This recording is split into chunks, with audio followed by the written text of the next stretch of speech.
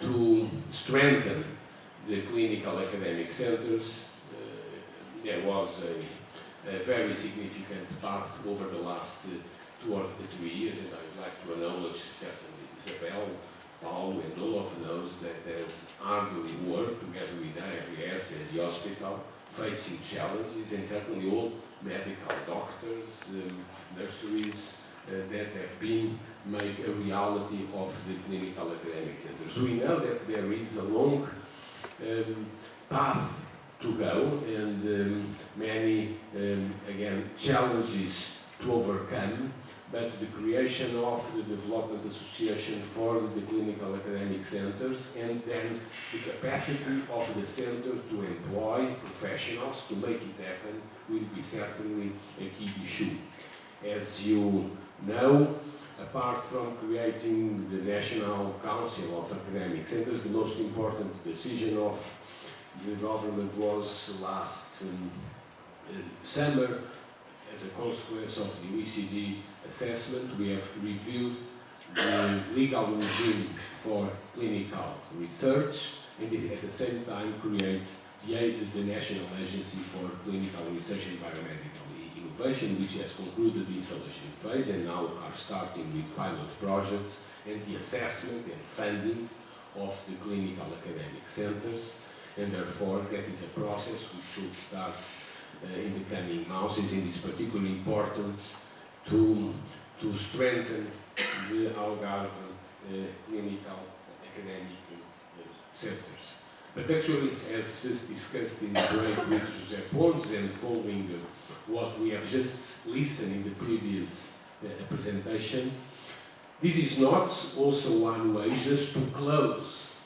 the hospital, the education of the research environment, but also to have an outwards dimension to link it with patients and society at large and the community at large. And therefore, it was the 2 previous presentations, in particular the last presentation was very clear how also not only medical education but clinical research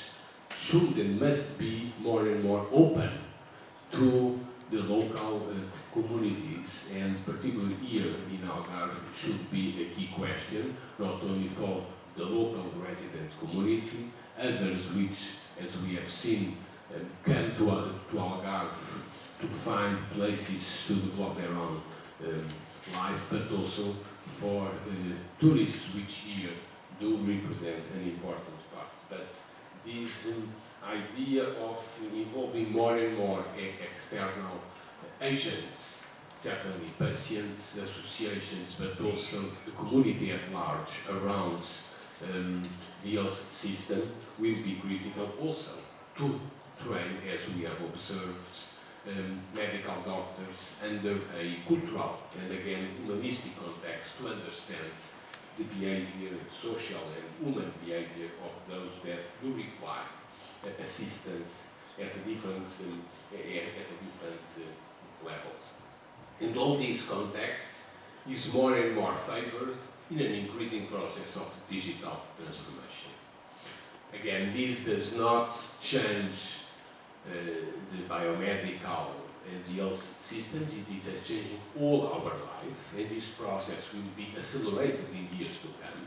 Next Monday in Porto, the OECD will present the OECD Science and Technology Outlook 2018, which was just published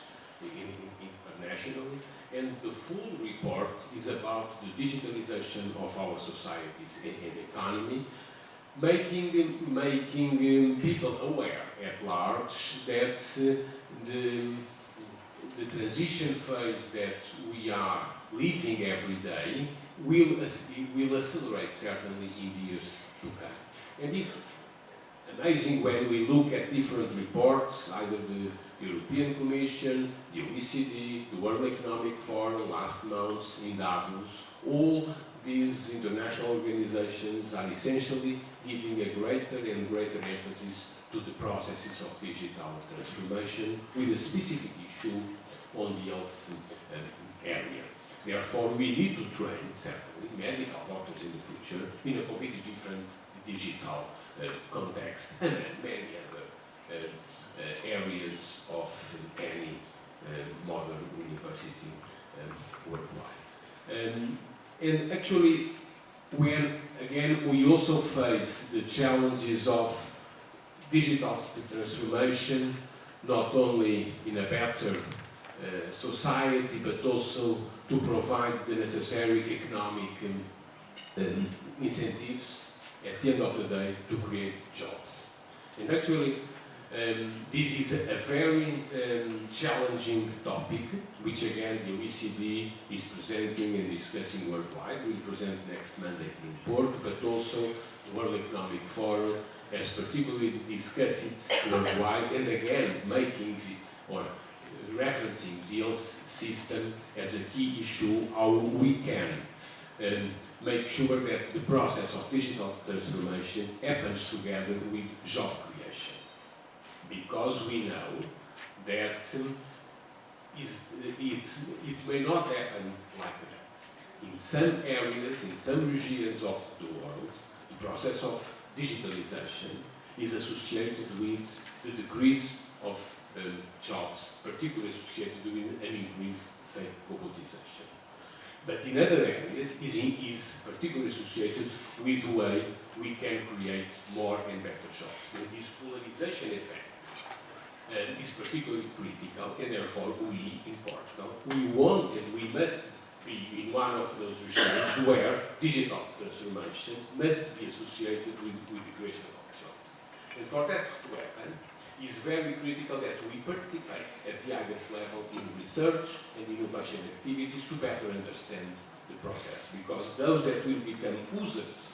of digital transformation will be strongly affected by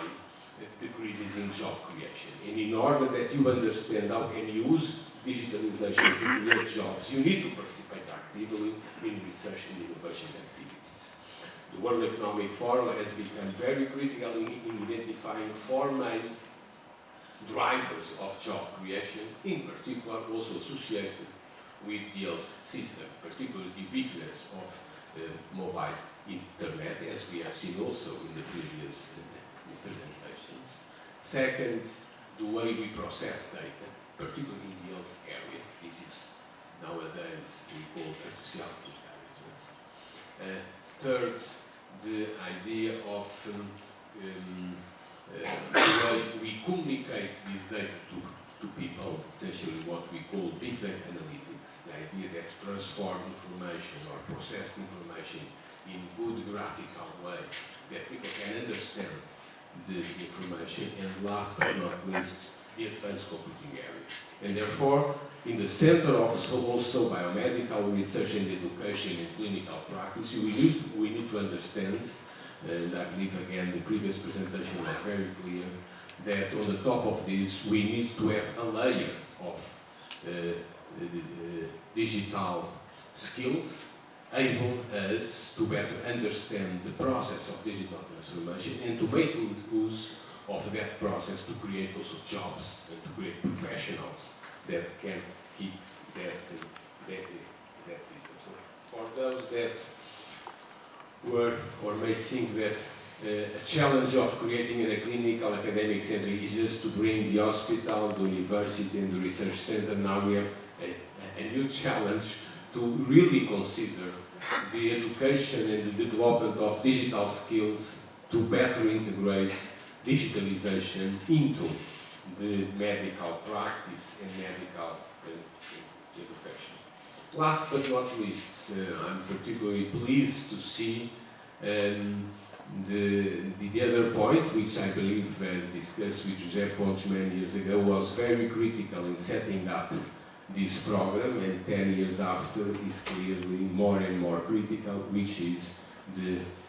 international collaboration at large. And here you face huge opportunities, but also great challenges, and if I can help on that, I was just discussing with Paulo, that I do believe that in this specific area of, say, problem-based learning in the medical education at level you are developing with the type of partners you have here, would be particularly interesting to real setting up an international partnership with our